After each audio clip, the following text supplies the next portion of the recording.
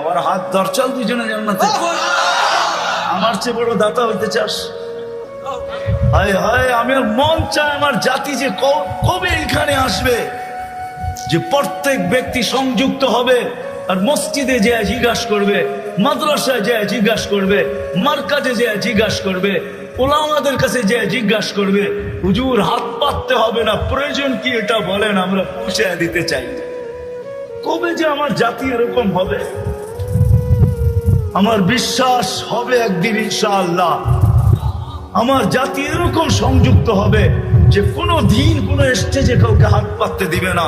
এলাকালারা বলবে আমাদের বেজ্জতির বিষয় যদি স্টেজে হাত পাতেন, কি প্রয়োজন বলেন, আমরা পৌঁছে দিব। কিন্তু এই কথা মনে রাখেন, কিয়ামতের দিন আমাদেরকে ভুলা যায় না, ফাঁকি দিয়া জান্নাতে চলে যায় না।